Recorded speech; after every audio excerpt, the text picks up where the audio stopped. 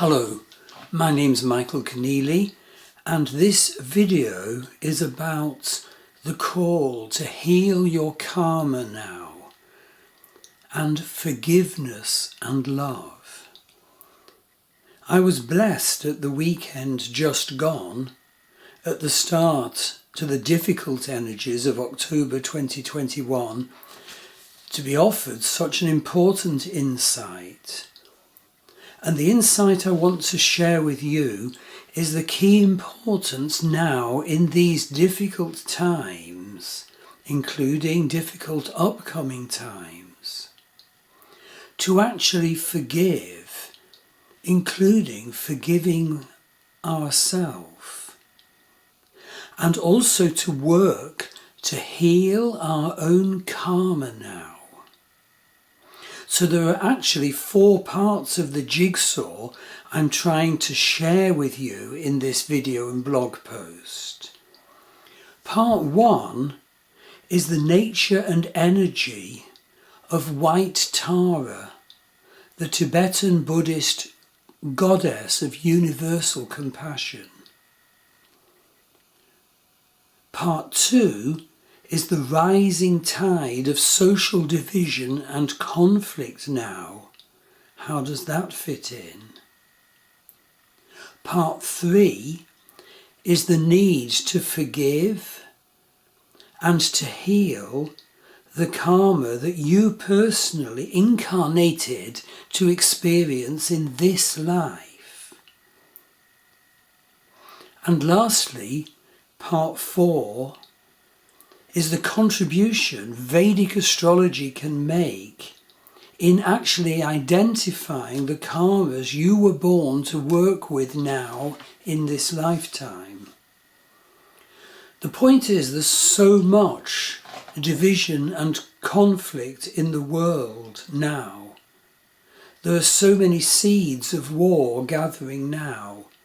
There's so much verbiage and hot air. There's so much posturizing, writing and media posting and ranting in the world now. With all this dangerous communication endemic, it's actually so difficult to do what is really needed and to actually push the ephemera aside and see right to the heart of the matter. And at the heart of the matter is this: that our true peace and our true power can only arise if we heal our karma now. And to do that, we need to learn about forgiveness now and do the work of true forgiveness now, including forgiving ourselves. So we each have to ask ourselves the key question now: what is the karma at the root of my life that I came to this life to heal? What is the karma that I came to this life to heal? What needs to be understood? What needs to be forgiven? What needs to be healed? And so for me, the first step in this 4-part presentation, what triggered it, was actually making a contact with white Tara. I unexpectedly stumbled into a further contact with white Tara. I actually had this insight over the weekend just gone, in the run-up to the difficult energies of October 2021, from the wonderful work of local healer, ancestral therapist and dance therapist Claire Louise Nifton here in the west of Ireland. And Claire showed a picture of white Tara at the start of one of her healing sessions on Sunday just gone, and I felt so moved by the sight of this. I felt the energy of white Tara is not known enough, but it is so very needed now in these difficult times, and of course always. So my first step in this brief presentation of difficult times we've been through and more upcoming, and how to manage those difficult times, how to heal our karma now, how to manifest forgiveness and love, is actually to focus on white Tara as a first step. So white Tara is the Tibetan goddess of universal compassion. What a wonderful principle. And she is the pure vibration of this. White Tara is the Supreme Mother.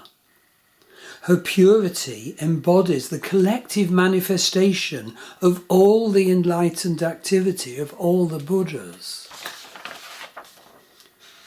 White Tara sees all suffering. She responds to our requests for help. She offers healing to our wounds, whether it's our bodies or our minds that have been hurt. And so often the hurts to our emotions are also held in our bodies, and also, of course, in the super important unconscious dimensions of ourself and the dream dimensions of ourself. So her beautiful energy is the supreme key. Forgiveness, healing and compassion are the so needed key to the key task of our healing our karma in this lifetime now. I'm telling you more about that further on in the post. But I want to say that my own first encounter with white Tara came back in 1998.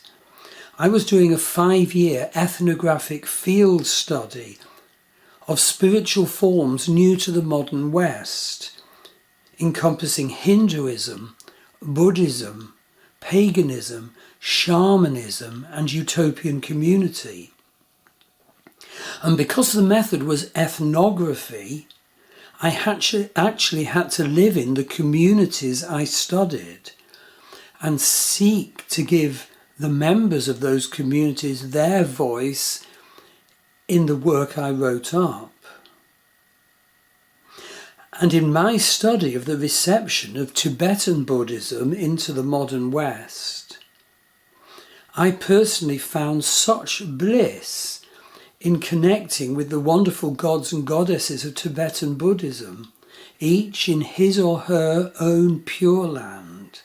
Such awesome faces of the divine as white Tara, the goddess of universal compassion, green Tara, where that compassion is manifested out into the world, Avalokiteshvara, the god of universal compassion, Haruka and Vajrayogini, and so many more. When working first with Avalokiteshvara as the god of universal compassion, I found it so healing to envision him in his pure land, which is the way Tibetan Buddhism supports our vision connection to the divine. So to envision Avalokiteshvara, the god of universal compassion, in his pure land, but then to go on to the next step, ultimately, and arise as deity, to actually become, to actually embody Avalokiteshvara, the god of universal compassion, and go out into the streets of the city and see the buildings and see the people, not through my eyes, but through the eyes of Avalokiteshvara, seeing them as Avalokiteshvara, and then talk and relate to people as Avalokiteshvara, as the embodiment of universal compassion. And the same is the case for the beautiful white Tara, whose picture is at the head of the blog post accompanying this video. And so, in these difficult times, especially, it's such a wonderful blessing in our lives that white Tara has been revealed and is available to us. Having said that, I'm now going on to section 2 of my 4-section post, and section 2 is all about healing our karma and achieving forgiveness. And this will be so important in the fraught energies which are upcoming, so useful for you to hear this. And certainly get a reading from me if you wish to hear about how the upcoming energies will affect you personally. And also if you wish for an identification of particular karmic scripts you personally were born with to work with and heal now in this life. We need to realize this. We need to be able to understand the detailed nature of the upcoming energies. And then we do need to bring to them the vision and love of white Tara. And also the understanding and healing of our karmas. Those karmas which each of us individually incarnated in this lifetime now to work with, to experience, to work with and to heal. But first of all, I just want to mention that we are heading into difficult times. There is actually, of course, as usual, a separate section about the astrology of October 2021.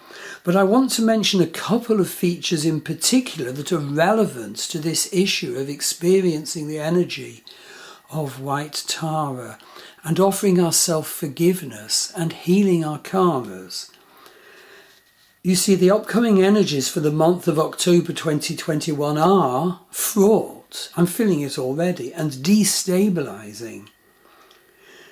They are so ripe for yet more aggression, fear, and mental tension.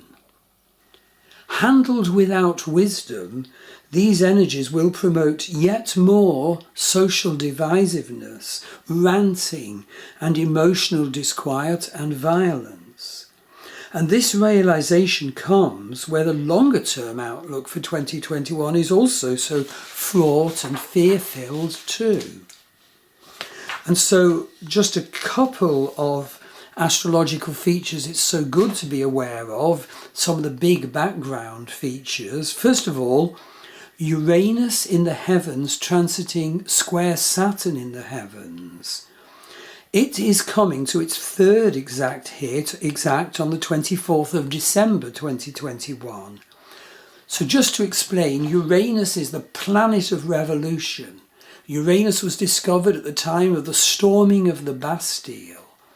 Now Saturn, if negatively perceived, if negatively understood, if negatively experienced, is our blocks, our prison walls. And of course this applies to our societies too.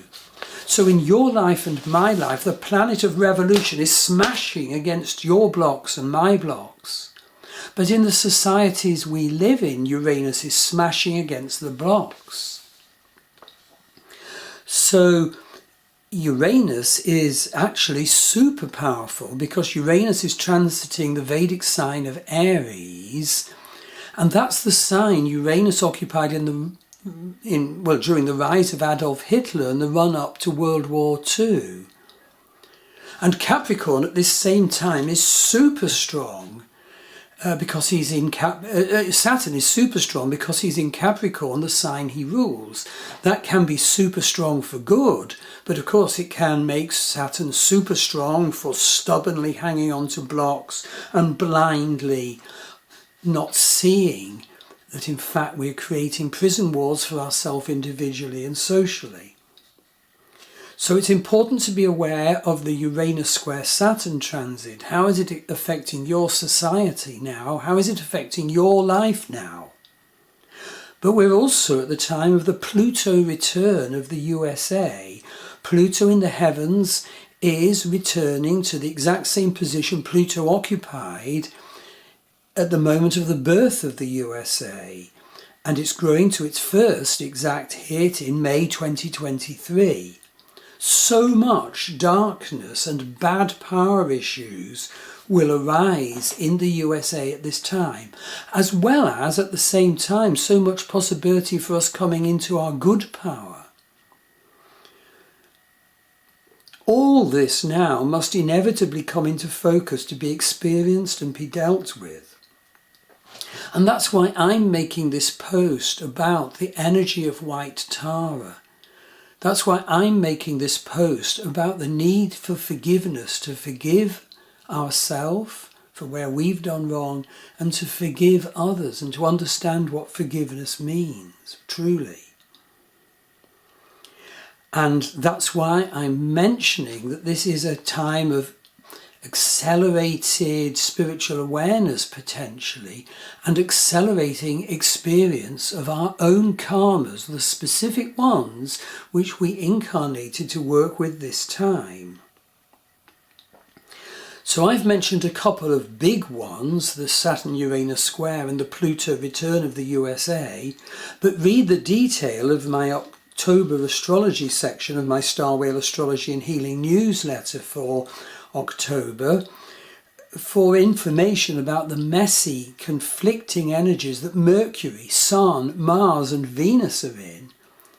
And Rahu is in warlike transit through Kritika Nakshatra, casting a fairly exact aspect of fear and tension onto Saturn too. Be aware of that.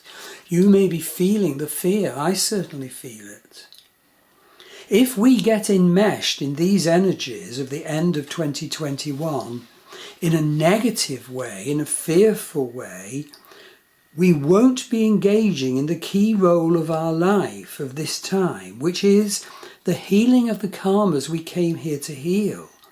We will actually be adding to the pile of negative karmas that we're adding to now for us to have to deal with in the future. So coming on to section 3, forgiveness. We actually need to forgive ourselves and others. We need to heal the karma of each of us personally. Our Parabdhara karma is the collection of karma that we actually have to face and deal with in this lifetime.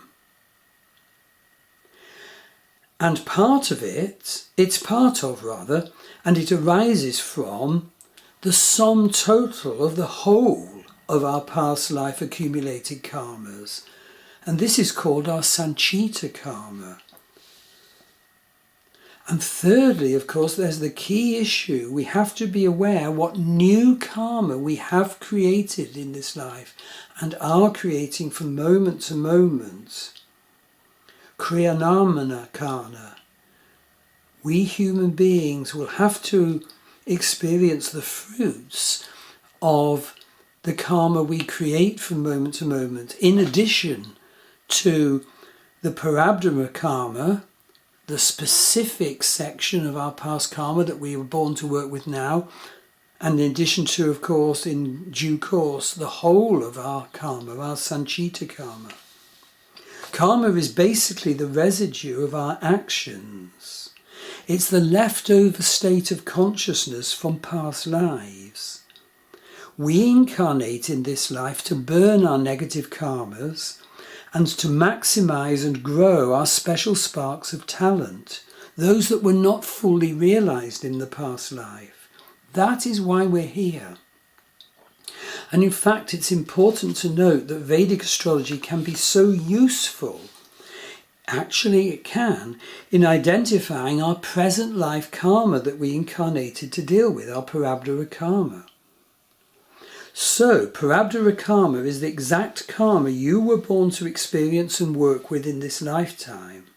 But I want to link to this forgiveness and also the nature of white Tara. So important if I can succeed in linking it to the wonder of forgiveness, forgiveness of ourselves and others, and the wonder of the nature of white Tara. Let's look a bit deeper at Parabdhara karma. We each need to identify the karma we were born to work with in this life now. And my key point is, we must come to forgiveness of ourselves and forgiveness of others if we are to progress. Forgiveness is the key, and with forgiveness comes love. It was maybe so predictable that we would get things wrong and do bad things.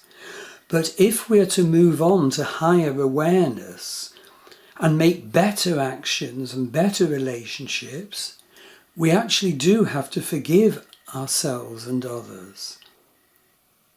And on this point about the predictability of what we might get wrong and what bad things we might do, I am truly so amazed how readily our Vedic birth chart points to the karmas we were born to experience and work with this lifetime.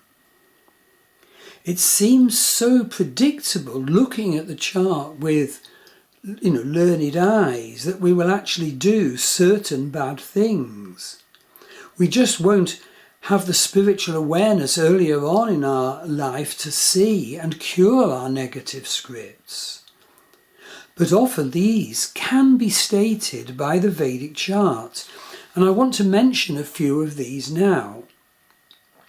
The techniques of Vedic astrology to do this are a wonder.